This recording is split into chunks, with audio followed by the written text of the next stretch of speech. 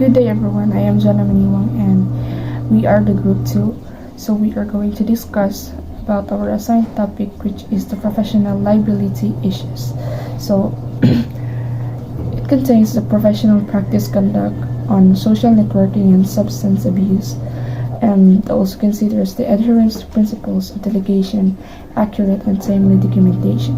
So, right now, I'm going to introduce our topic by defining first what is a professional liability issues. So it refers to the legal responsibility that professionals have to their clients or patients if they fail to perform their duties competently or they act in a way that causes harm. So professional liability issues can arise in a wide range of professions, such as in the field of medications, medicine, or law, um, accounting, engineering, and others. So, obviously, we're going to focus on the medicine. So, examples of professional liability in issues include malpractice, negligence, breach of contract, and ethical violations. Now, professional liability issues are significant concerns for us nurses. So, as they are held to high standards of professional practice and are responsible for the safety and well-being of every patient. So now we will examine three key areas of professional liability for nurses. That includes the professional practice conduct, the adherence to principles of delegation, and accurate and timely documentation further. So we will also consider to discuss the strategies for promoting professional practice and reducing liability risk in these areas. So Nurses demonstrate professional values such as respect, justice, responsiveness, caring, compassion, empathy, trustworthiness, and integrity. They support and respect the dignity and universal rights of all people, including patients and families. When nurses exhibit professional behaviors, patients receive better care, team communication is improved, and there is increased accountability among all practitioners, and also the overall clinical environment is more positive.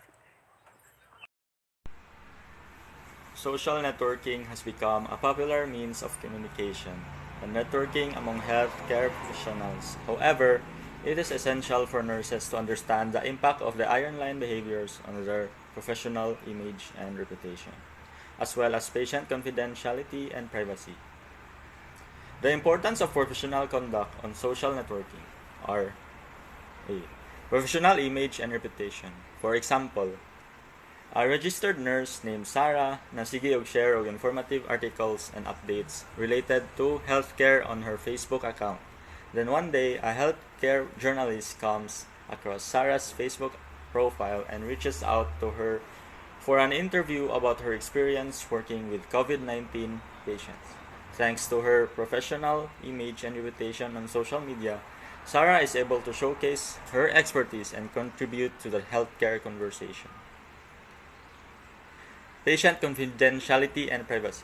For example, Jasmine is a registered nurse who refrains from sharing any patient information on her social media platforms, including patients' names, medical conditions, or any other identifying information in order to protect patient confidentiality and privacy. Legal and regulatory consideration. To identify the potential hazards associated with human exposure to chemicals in general at workplace, through the environment or during the use of chemical-based product. Chemical classification and labeling schemes have been formulated to help reduce potential.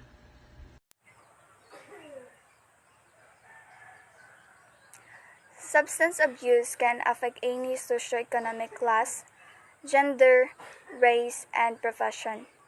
Nursing is certainly not immune to pitfalls of these terrible diseases. Nurses are entrusted to protect the patients in their care from harm at all times.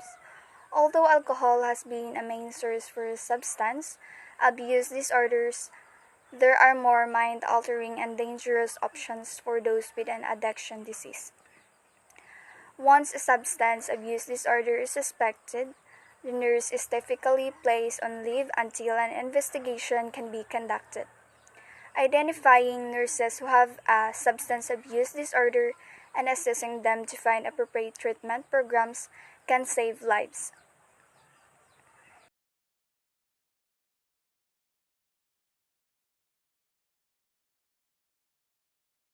So, once a substance abuse disorder is suspected, the nurse is typically placed on leave until an investigation can be conducted. In most states, the nursing leadership team and human resource leaders are required to report the abuse to the Board of Nursing or BON and the local police authority. Each BON has a process for investigation and varying levels of programs to assist nurses through recovery. The Nurse Practice Act for each state will define the process for programs in the state to assist the nurse with returning to work once they are safe to practice. Many states offer a graduated program of returning to work where there is oversight of the nurse with strict restrictions on the work environment. These restrictions can include a weekly check-in with the nursing leader, a weekly or monthly report to the BON. Restrictions on shift assignments such as no night shift work or complete removal of the nurse from clinical practice such as an advised nurse or case manager role. The National Council of States Boards of Nursing, who oversees each BON, has many resources for nurses and nurse leaders on addressing the disease of substance abuse disorder.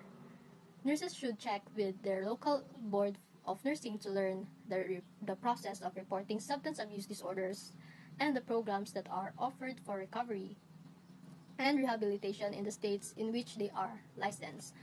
For example, if you're a nurse, then you have signs of substance abuse disorder, like maybe report ka sa yung duty kasi you have blood, eye shot, basta redness of eyes, then slurred speech, then di masabtan imong pagsulti, then you have bad smell, disoriented behavior, so matik na i-kon ka nila i-take on leave for an investigation kay they have a process man yun sa pag-handle ani na case. So, i-report kanina sa Board of Nursing and the local police authority, mostly sa states yan eh. So they can take you to rehabilitation and maka-recover ang nurse. So once magkano sila i-update og check. So once na you can once na maka-recover ka, so pwede kang back to your work normally. And na po sila resources on sound pag-address of disease of substance abuse disorder. So nurses should check their local board of nursing to learn the process of reporting substance abuse disorder.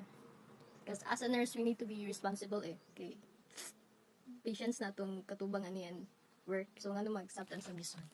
So yeah.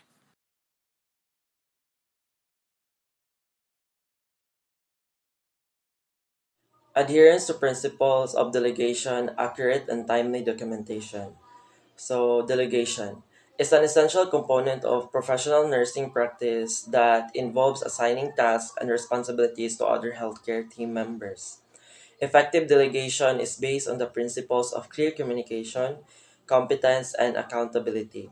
In nursing, delegation is governed by legal and ethical considerations as well as professional standards and guidelines.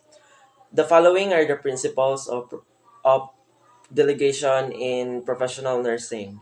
First is clear communication, second, competence, third, accountability, and fourth is legal and ethical consideration. So, when we say clear communication, the nurse must communicate clearly and effectively with the other team member to whom the task is being delegated.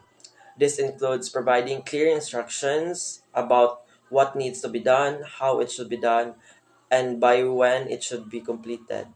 The nurse must also ensure that the team member understands the task and has the necessary resources to complete it. Next is competence. The nurse must assess the competence of the team member to whom the task is being delegated. This includes evaluating the team member's skills, knowledge, and experience to ensure that they are capable of performing the task safely and effectively. For example, a registered nurse may delegate the task of taking vital signs to a nursing assistant. The nurse will communicate the specific instructions for taking vital signs, ensuring that the nursing assistant has the necessary competence to perform the task safely. The nurse will provide appropriate supervision and oversight, including monitoring the accuracy of vital signs, providing guidance on any abnormal findings, and intervening if necessary. The nurse remains accountable for the delegation process, ensuring that the nursing assistant follows the standard of care and the patient's needs are met. The nurse will assess and reassess the patient's condition and the nursing assistant's ability to perform the task, adjusting the delegation as necessary.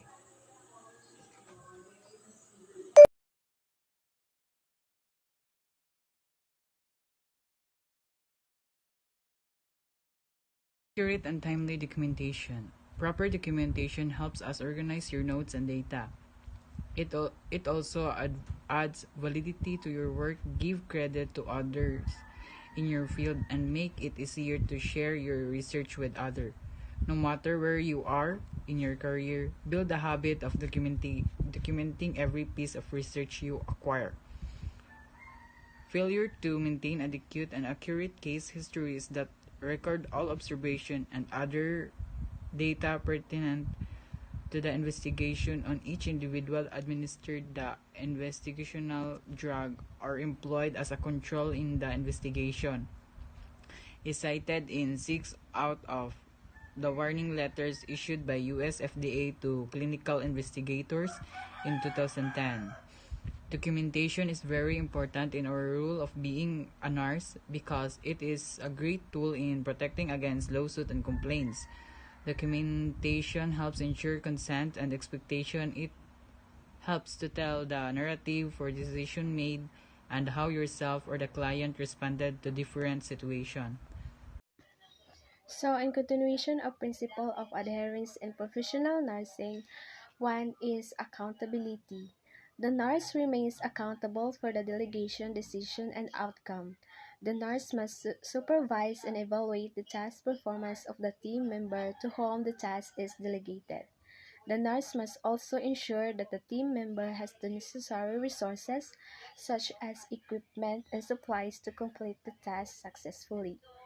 Examples of accountability in a way to use resources for their intended purpose: taking care of equipment, administering medications as prescribed, and documenting any supplies used, and patient care also demonstrates accountability to your patients and employer. And one is legal and ethical considerations, which is the nurse must delegate tasks within the scope of practice of the team member. The nurse must also ensure the delegation decision complies with legal and ethical standards, such as ensuring patient confidentiality, maintaining privacy, and avoiding discrimination. In legal and ethical consideration, we must adhere as a nurses, the principles of justice, beneficence, non-maleficence, accountability, and fidelity, autonomy, and veracity. Examples of nurses demonstrating this include obtaining informed consent from the patient for treatment, accepting the situation when a patient refuses a medication, and maintaining confidentiality. In conclusion, adherence to the principles of delegation and professional nursing is crucial for the delivery of safe and effective patient care. Nurses must ensure that clear communication, assess competence, remains accountable, and comply with legal and ethical consideration when delegating tasks to other healthcare team members.